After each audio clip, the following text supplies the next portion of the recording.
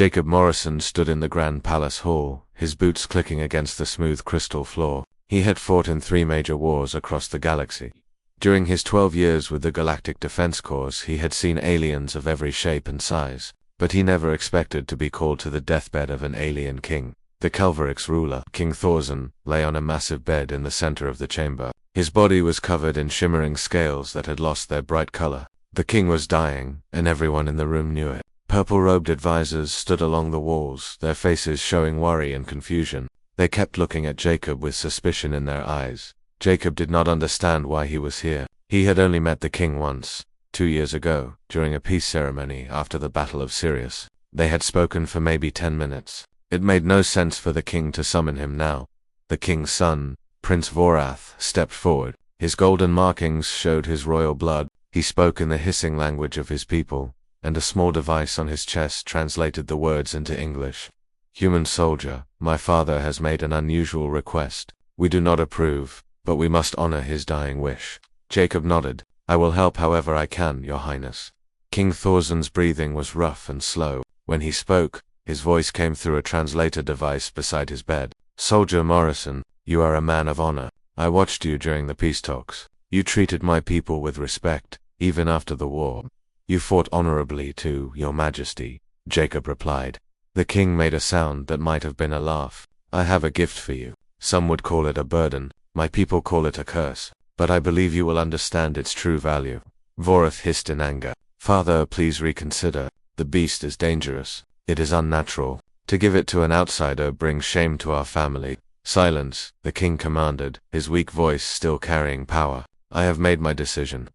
2 guards dragged a large metal cage into the room. The cage was big enough to hold a horse. Inside was a creature that looked like a wolf, but much larger. Its fur was black as midnight, with streaks of silver running through it like lightning. Scars covered its body, telling stories of past fights. The creature's eyes were the most striking thing about it. They were deep amber color and looked far too intelligent for an animal. The wolf stared directly at Jacob. There was something in that gaze that made Jacob's skin prickle. It was not the look of a beast. It was the look of someone studying him, judging him, weighing his worth.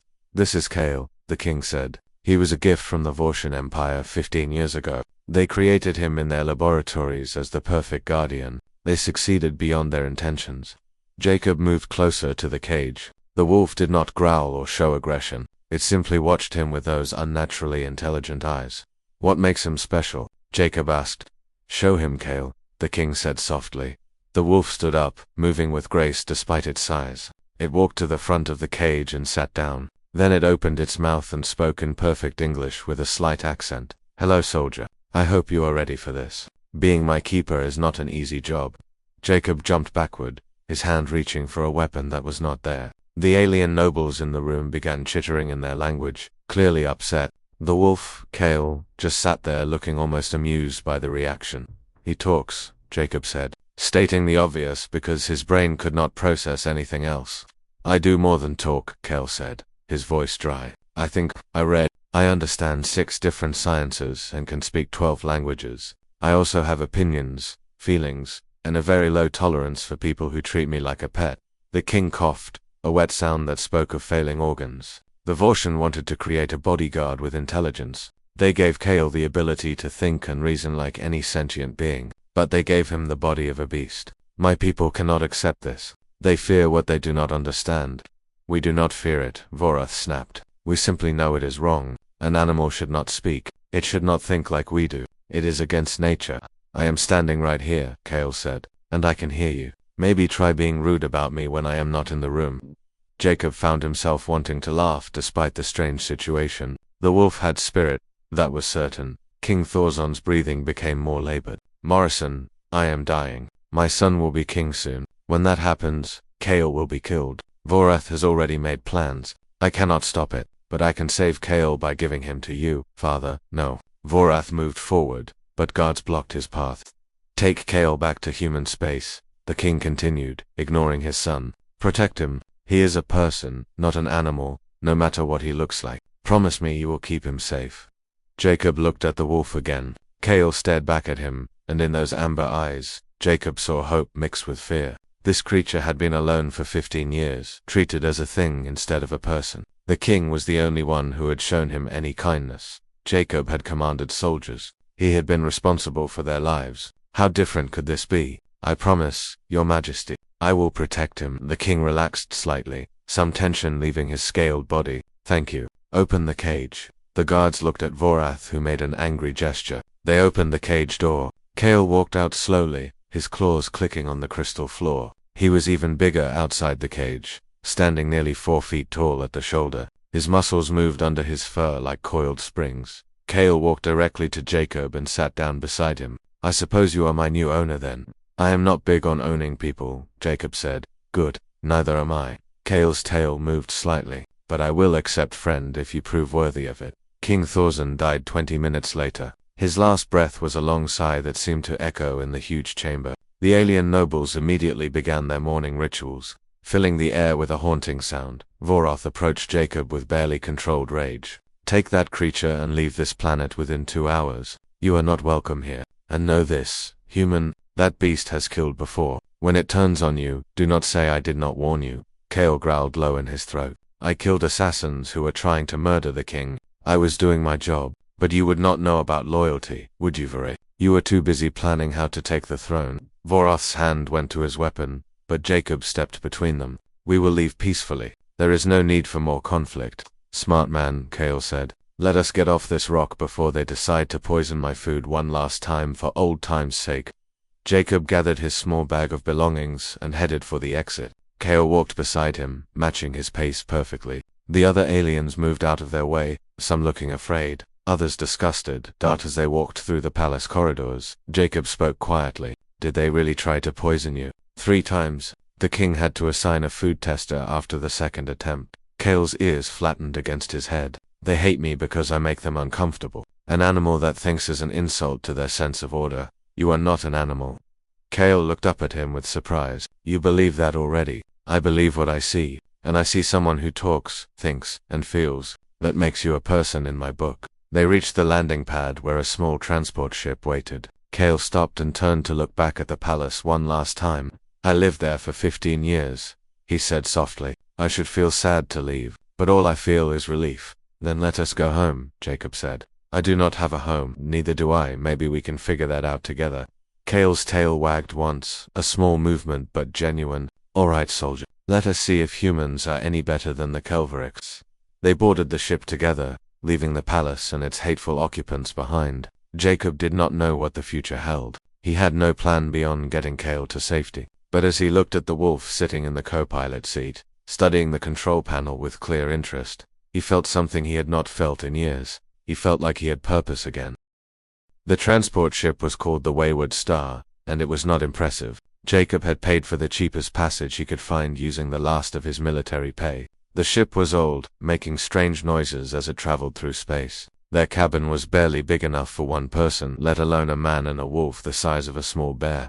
Kale entered the cabin first and immediately jumped onto the single bed. He stretched out across it, taking up all the space. His tail hung off one side. His head rested on the pillow meant for Jacob. This will do nicely, Kale said, closing his eyes. Jacob dropped his bag on the floor. That is my bed. It was your bed. Now it is mine. I have been sleeping in a cage for the past 3 months. I think I have earned a real bed. Kale opened one amber eye to look at Jacob. You can have the floor. It is not that bad. You are serious. Completely serious. But Kale's tail wagged slightly, like he was enjoying this. Besides, I am bigger than you. Size determines bed ownership. I do not make the rules. Jacob shook his head, but found himself smiling. You are going to be difficult, are not you? I prefer to think of myself as charmingly stubborn. Kale shifted on the bed, getting more comfortable. You will get used to it. Jacob sat down on the floor, leaning against the wall. The ship hummed around them as it accelerated away from the Kelveric's homeworld. He studied his new companion. Kale looked relaxed now, more at ease than he had been in the palace.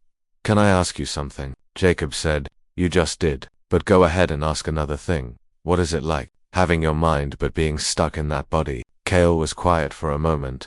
His ears moved back slightly. A sign Jacob was learning meant the wolf was thinking carefully about his answer. Imagine waking up one day and everyone treats you like you are stupid. Kale finally said. You try to talk to them, to show them you understand, but they just pat you on the head. Or worse, they fear you because you are different. You have thoughts, emotions. dreams. But nobody cares because they have already decided what you are based on how you look. That sounds lonely. It is the loneliest thing in the galaxy. Kale's voice was soft now, almost sad. The king was the only one who ever treated me like I mattered. He would talk to me about politics, ask my opinion on treaties, even play strategy games with me. To everyone else, I was either a pet or a monster. Jacob felt a deep sympathy for the creature. He had felt out of place many times in his life, but never to that degree. I am sorry you went through that. Kale lifted his head, looking at Jacob with surprise. Why are you apologizing? You did not do anything wrong. Someone should say it. You deserved better. The wolf stared at him for several long seconds. Then his tail wagged faster. You know what, soldier? Maybe you are not so bad after all. Over the next few days, they fell into a routine. The ship would be traveling for a week before reaching human space. Jacob and Kale had nothing to do but talk. And talk they did. Kale turned out to be incredibly well educated. He had spent 15 years in the palace with access to a massive library. He had read thousands of books, studied multiple sciences, and learned everything he could about different alien cultures. I had nothing else to do, Kale explained one afternoon. The king would meet with me for a few hours each day. The rest of the time, I was alone. So I learned. Knowledge was the only thing nobody could take away from me. What did you like reading about most? Jacob asked. Human literature. Actually, your people write the most interesting stories. Kale's eyes brightened with enthusiasm. The Kelverics only write history books. Boring lists of who did what and when. The Vortian write instruction manuals and propaganda. But humans, you write about everything. Love, war, adventure, mystery. You write about hope even when things are terrible. Jacob smiled. Got a favorite? I read a book called The Call of the Wild by one of your old authors, Jack London. It is about a dog who gets stolen from his home and has to survive in the wilderness. Kale paused. I related to it, being taken from one place and forced into another, having to be strong to survive. But the ending bothered me. What? The dog goes back to living wild at the end. The book treats it like he found his true nature, but I do not think that is right. He was not going back to what he was. He was becoming something new, something that had parts of his old life and his new life mixed together. The book acts like civilization was fake and wilderness was real, but both were real. He was just different than before. Jacob had never thought about the story that way. That is a really smart observation. I have had a lot of time to think about identity. When you do not fit anywhere, you spend a lot of time wondering who you really are. Kale laid his head on his paws. I am not fully animal because I can think and talk, but I am not like other sentient beings because of this body. So what am I? You are Kale, that is enough. The wolf's tail wagged. Simple answer. I like it. They talked about many things during those days. Jacob told stories about his time in the military. Kale shared memories of palace life. They argued about philosophy, debated history, and even laughed together at stupid jokes. One evening, Jacob was eating his dinner when Kale spoke up from the bed. Can I ask you something personal? Sure. Why did you agree to take me? You could have said no. The king was dying. Nobody would have blamed you.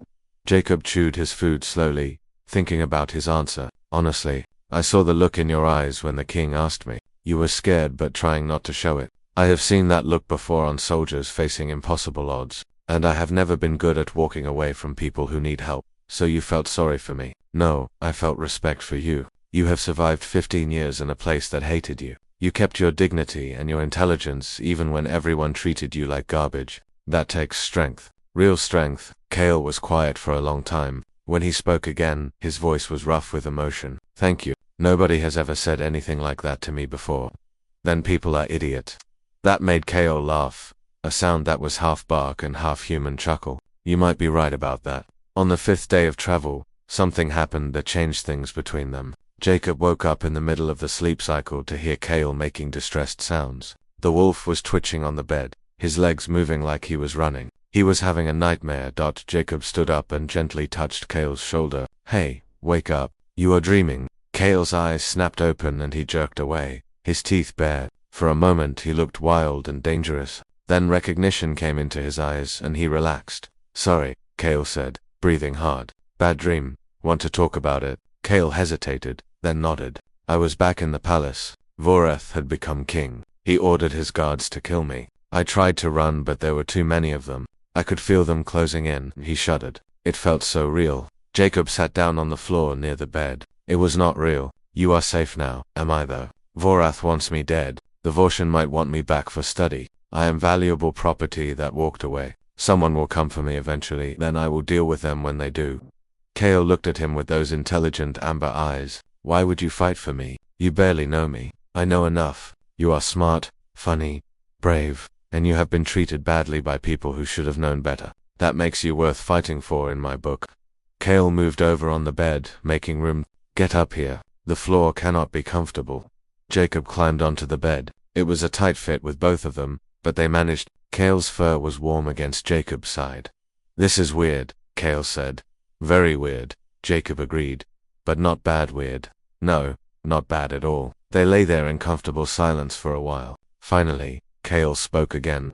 I have never had a friend before, not a real one. The king was kind, but he was still my owner. This feels different. That is because we are equals. Neither one of us owns the other. Equals, Kale repeated, like he was testing the word. I like that. The rest of the journey passed quickly. They talked, debated, and even played games using a deck of cards Jacob had in his bag. Kale learned quickly and soon was beating Jacob more often than not. When they finally approached Earth, Kale pressed his nose against the small window, staring at the blue and green planet. So that is Earth. It is beautiful. It is home, Jacob said. Or, it used to be. I have not been back in 8 years.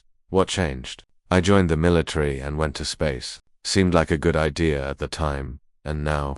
Jacob looked at the wolf who had somehow become his friend over the past week. Now I think coming home might be exactly what I needed. For both of us. The ship docked at the orbital station above Earth. As they prepared to disembark, Kale seemed nervous. What if your people do not accept me either? What if they are just like the Kelbrit? Then we will figure something out. Together. Jacob picked up his bag. Come on, let us see what happens. Maybe humans will surprise you.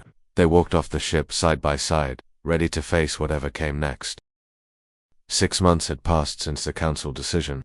Jacob sat on the small balcony of their apartment, watching the sun set over Seattle. The sky was painted in shades of orange and pink. Beside him, Kale lay with his head resting on his paws, looking content. Life had changed in those 6 months. The media attention had eventually faded. People stopped recognizing them on the street. They were able to live normal, quiet lives. It was exactly what both of them had wanted. I got a job offer today, Kale said suddenly. Jacob looked over at him. Really? Doing what? The University of Washington wants me to help develop their program for studying alien languages. They said my unique perspective would be valuable for teaching students how different species communicate. Kale's tail wagged slightly. They are offering me a real salary, faculty status, an office, everything. That is amazing, Kale. Are you going to accept? I think so.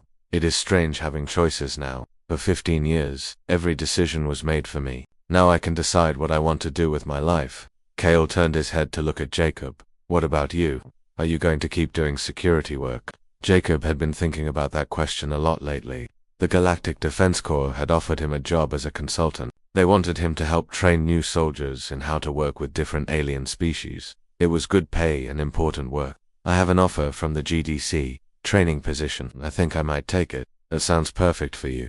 You were always good at teaching me things. You were a quick learner. Made my job easy. They sat in comfortable silence for a while, watching the city lights start to flicker on as darkness fell. Jacob thought about how much had changed since that day in the Kelvric's palace. He had gone from being a lost veteran with no purpose to someone who had helped change galactic law, and he had gained a true friend. I have been thinking about something, Kale said. The council decision set a legal precedent, but there are probably hundreds of beings out there like me, created in laboratories, engineered for specific purposes, and treated as property. They need help too. What are you suggesting? I want to start an organization. Something that helps engineered beings fight for their rights, helps them navigate the legal system, gives them support and resources. Kale's eyes were bright with passion. The council gave me freedom. I want to help others get the same thing. Jacob felt a smile spread across his face. That is a great idea. I would need help though, someone who understands military bureaucracy, someone who knows how to navigate the GDC and is not afraid of a fight. Kale looked at him meaningfully. Know anyone like that? Jacob laughed.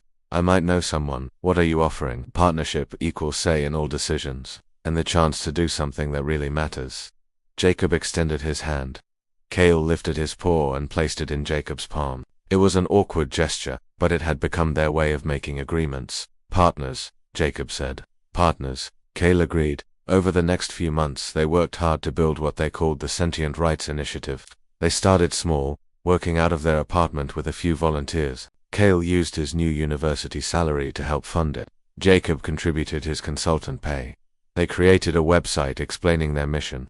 They reached out to other engineered beings through quiet channels. And slowly, carefully, they began to build something real. Their first client was a being named Vera. She was a cat-like creature created by the Vortian with enhanced intelligence. She had escaped from a research facility and was hiding on a cargo ship. She contacted them through an encrypted message, desperate for help. Jacob and Cale worked with Commander Hayes to arrange asylum for Vera on Mars. It took weeks of legal work and negotiation, but eventually Vera was granted protection under the precedent that Cale's case had set. When Vera arrived safely on Mars, she sent them a message. "Thank you for giving me hope. I thought I would die in that facility. You saved my life." Cale read the message with tears in his eyes. "This is what we should be doing, helping others like us." "Like us," Jacob repeated. "I like that you include me in that. You fought for me when nobody else would. That makes you one of us. You understand what it is like to be different and not fit in." More cases came. Word spread through underground networks that there was an organization willing to help engineered beings. Some cases were simple. Others were incredibly complex. But Jacob and Cale worked on each one with dedication. There was Zinc, a military robot who had developed consciousness during a software glitch. They argued successfully that his awareness was real, not just programming. There was Nova, a dolphin-like creature who had been enhanced with the ability to breathe air and manipulate objects with specialized fins. She wanted to leave the aquarium where she was kept as an attraction.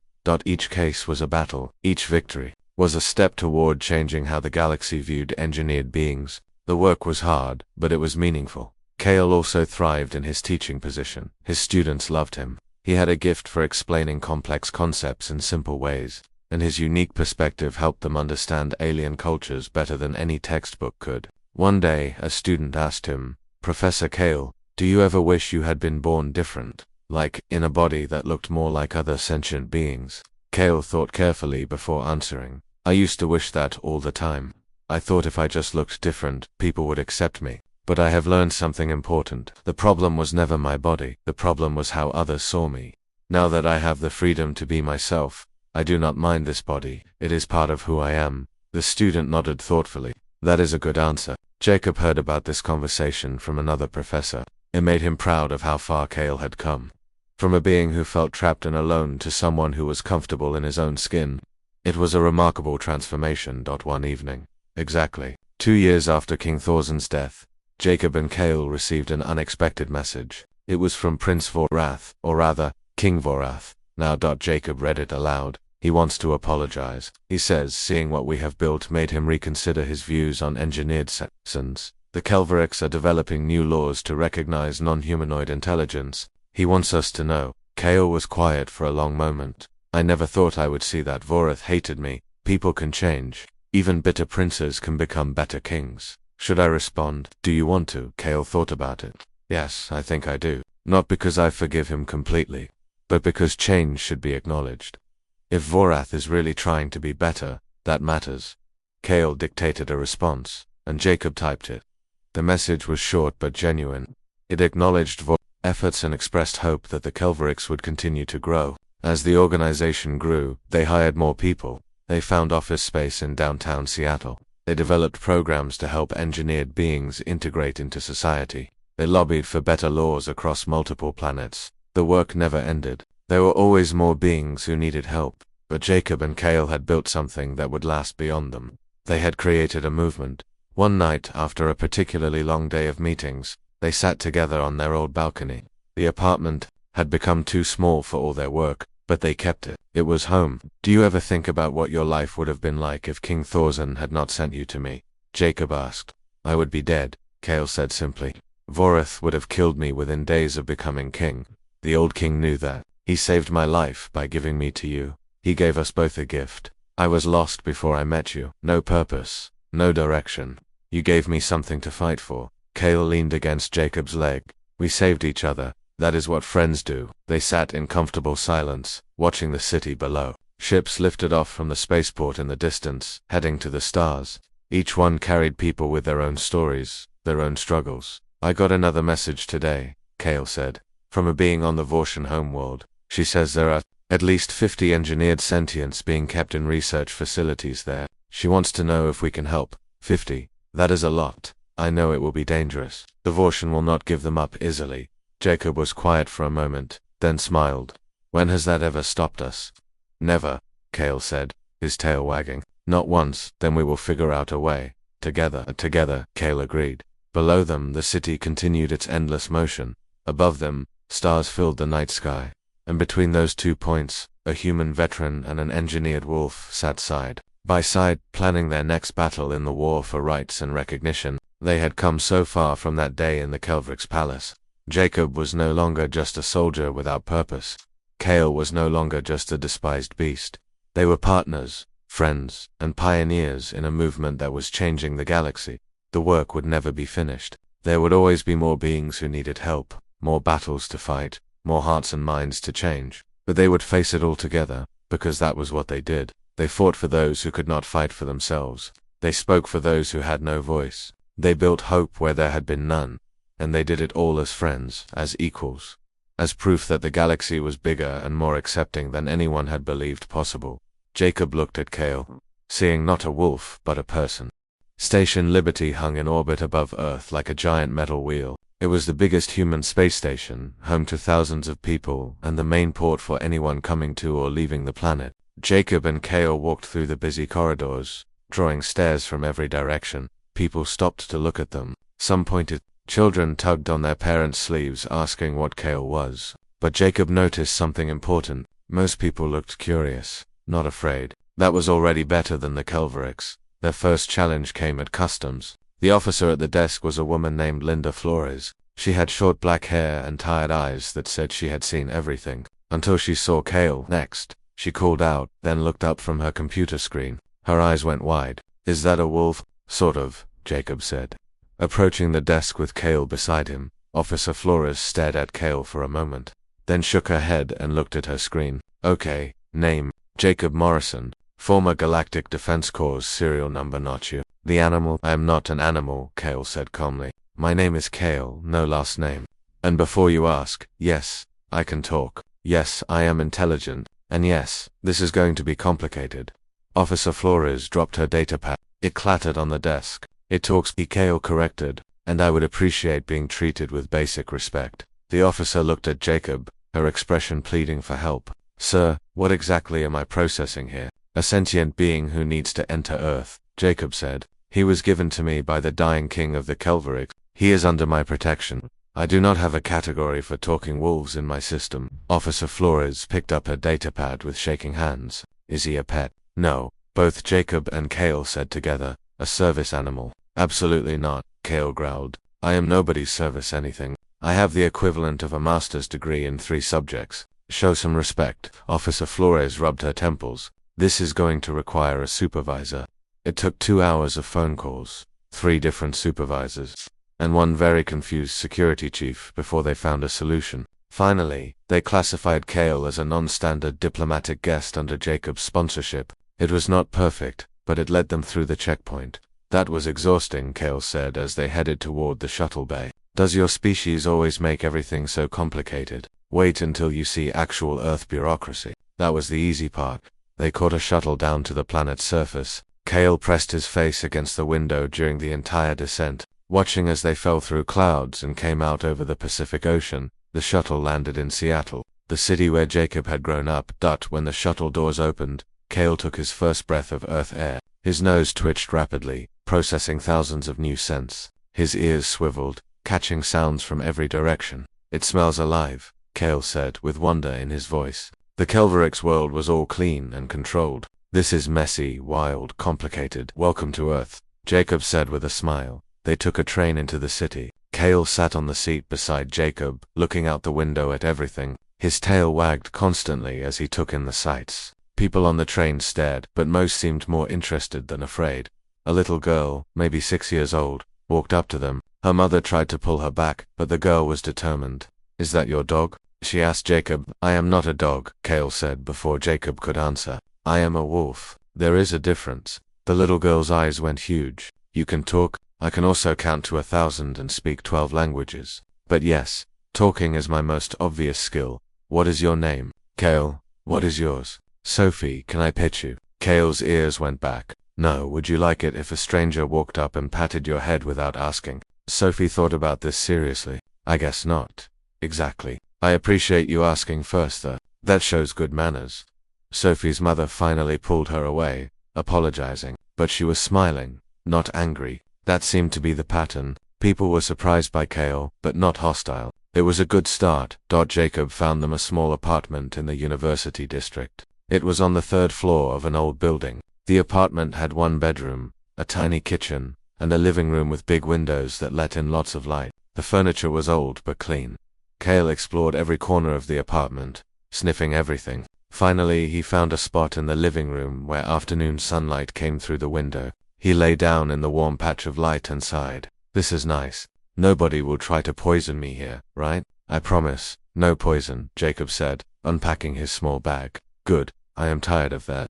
Kale rolled onto his back, letting the sun warm his belly. I could get used to this. Over the next few weeks, they settled into a routine. Jacob took jobs doing security work for local businesses. It was not exciting, but it paid enough for rent and food. Kale spent his days exploring the internet, reading everything he could find about Earth and human culture.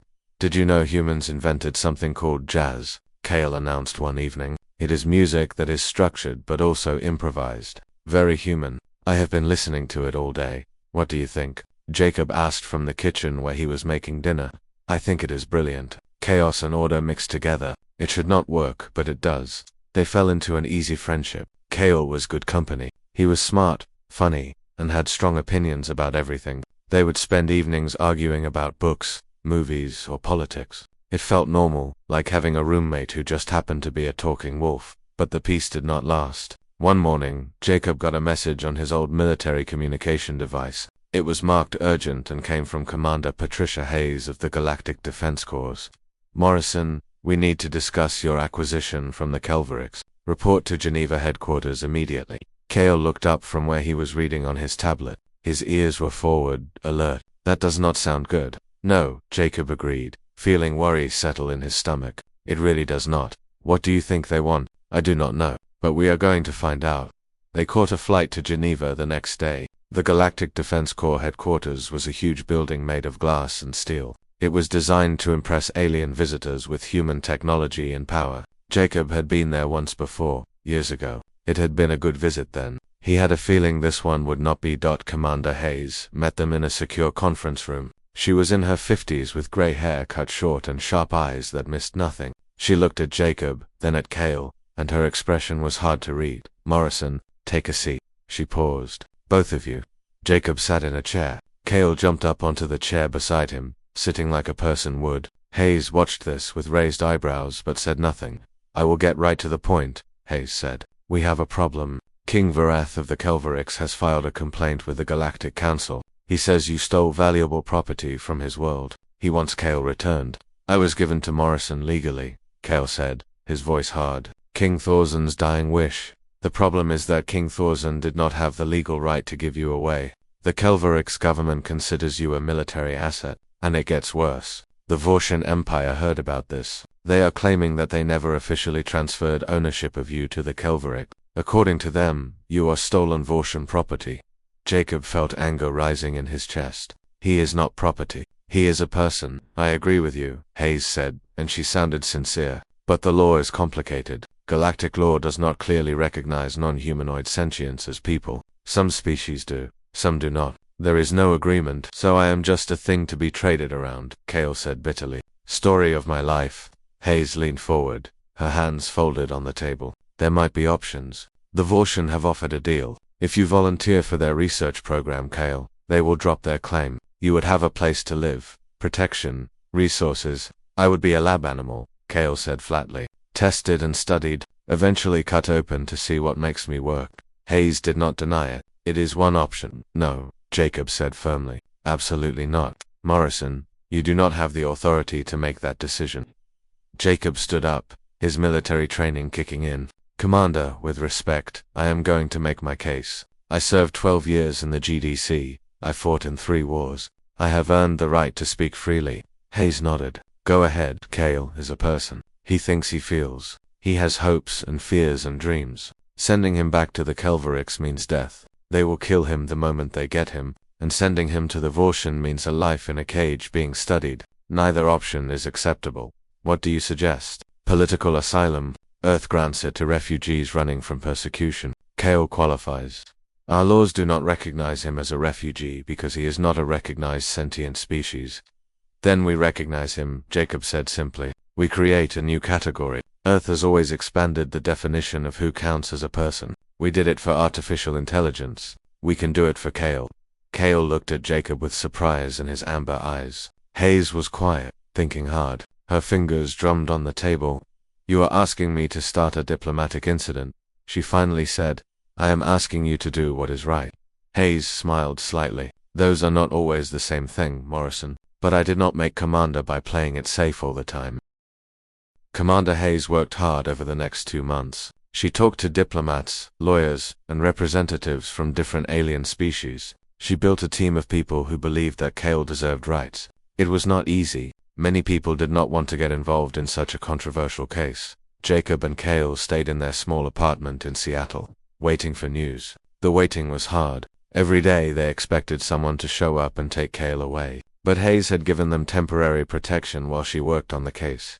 During this time, something unexpected happened. The news media found out about Kale.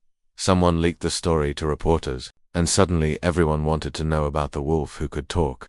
The first reporter showed up at their apartment on a Tuesday morning. Jacob opened the door to find a young man with a camera and a determined expression. Mr. Morrison, I am Chris Palmer from Earth News Network. I would like to interview you and Kale about your situation. No comment, Jacob said, starting to close the door. Please, the reporter said quickly. Your story could help your case. If people see that Kale is intelligent and deserves rights, it might put pressure on the council to rule in your favor. Kale appeared behind Jacob, looking at the reporter with interest. He has a point. Public opinion can be powerful. You want to do this? Jacob asked. I have been hiding my whole life. Maybe it is time people saw me for what I really am. They did the interview in their living room. The reporter asked Kale about his life, his thoughts, his hopes. Kale answered honestly, not hiding his intelligence or his pain. What do you want people to know about you? The reporter asked. That I exist. That I think and feel just like anyone else. My body is different, but inside I am a person. I want the same things everyone wants. Freedom, respect, a chance to choose my own path. Kale looked directly at the camera. I am tired of being treated like property. I just want to be Kale. The interview aired that evening. By the next morning it had been viewed by millions of people across human space. The response was overwhelming. Most people were sympathetic. They saw Kale as someone who deserved help and protection. But not everyone agreed. Some people said Kale was just a very well-trained animal. Others worried about setting a precedent. What if other engineered creatures demanded rights? Where would it end? More reporters came. Kale handled them all with grace and intelligence. He never got angry, even when people asked rude questions. He answered everything honestly, showing the world exactly who he was. One interviewer asked him, "Are you dangerous? You were created as a weapon." "I was created as a guardian, not a weapon. There is a difference," Kale replied calmly. "And yes, I could be dangerous if I chose to be, but so could you. Every sentient being has the capacity for violence. What matters is choice. I choose not to hurt others unless I am protecting myself or someone I care about. That makes me no different from any other person."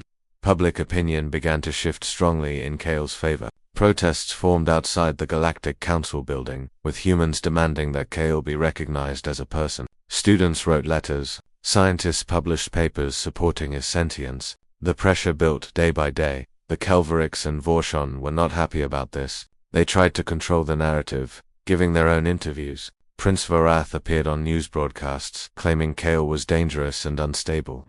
"That creature killed members of my father's guard," Varath said. "It cannot be trusted around civilized beings." Kale watched the interview with Jacob. When it ended, Kale was quiet for a moment. "He is lying. I killed 2 assassins who were trying to murder the king. I was protecting him, doing my job. But Voroth makes it sound like I went on a rampage." "People who watch will see through it," Jacob said. They have seen you. They know what kind of person you are. I hope you are right. Finally, after 2 months of preparation, the day of the hearing arrived. The Galactic Council would meet to decide Kale's fate. Jacob and Kale traveled to Geneva for the hearing. Commander Hayes met them outside the council building. "Are you ready?" she asked. "As ready as I will ever be," Kale said. He looked nervous, his ears slightly back. Jacob put a hand on Kale's shoulder. "Whatever happens, we face it together."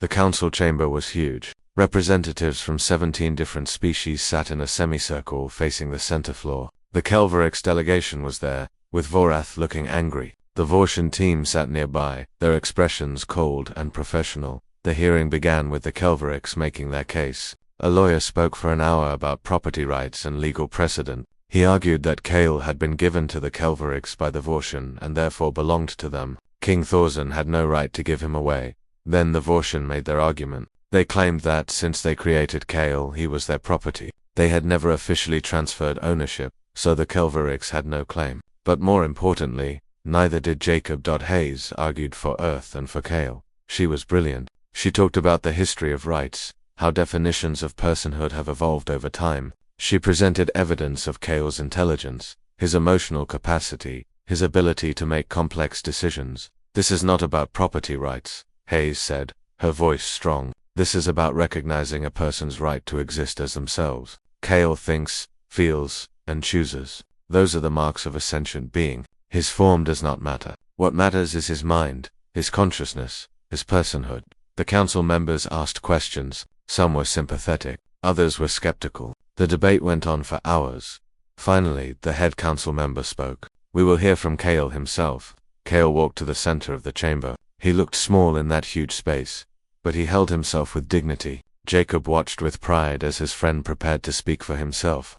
"I know I make you all uncomfortable," Kale began. "I do not fit into your categories. I am not fully animal, not fully like you. I am something in between, something new, and that scares you." He paused, looking around at the representatives. "But I exist. I did not ask to be created this way. The Vortian made me in a laboratory. They gave me intelligence and awareness, but kept me in the body of a beast. Then they gave me to the Kelverix like I was a gift, a toy. For 15 years I lived as property. I had no choices, no freedom, no rights." Kale's voice grew stronger. "I understand that I am an inconvenience to your systems and laws, but I am begging you to see past that. See me as I am.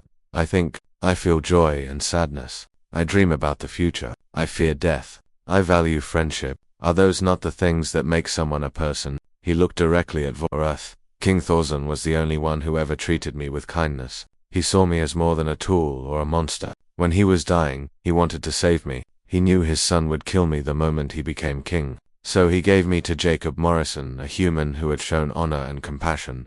Then Kale turned to the Vortian. "You created me. You made me smart enough to understand my situation, smart enough to know I am trapped, smart enough to want freedom, and now you want me back so you can study me, take me apart, figure out what makes me work. You want to treat me like a science experiment, but I am not an experiment. I am Kale. I am a person." The chamber was completely silent. Kale took a breath and continued. "I am asking you, begging you, to let me be free. Let me choose my own path. Let me be more than property. I promise I will use my freedom wisely. I will contribute to society. I will prove that I deserve this chance. Please, just give me the same rights you give to any other thinking, feeling, being." When Kale finished, he walked back to stand beside Jacob. His legs were shaking slightly. Jacob reached down and touched his shoulder, offering support. The council deliberated for 3 days. Those were the longest 3 days of Jacob's life. He and Kale stayed in a hotel near the council building, waiting for news. They did not talk much. There was nothing left to say. Everything depended on the decision now. On the 3rd day they were called back to the chamber. The representatives had made their decision. The head council member stood to announce it. "This has been a difficult case. It challenges our understanding of what makes a being deserving of rights. After much debate and consideration, the Galactic Council has reached a decision." Jacob held his breath. Beside him, Kale was perfectly still. By a vote of 9 to 8, the council recognizes Kale as an independent, sentient being. He is granted legal personhood status under the protection of Earth.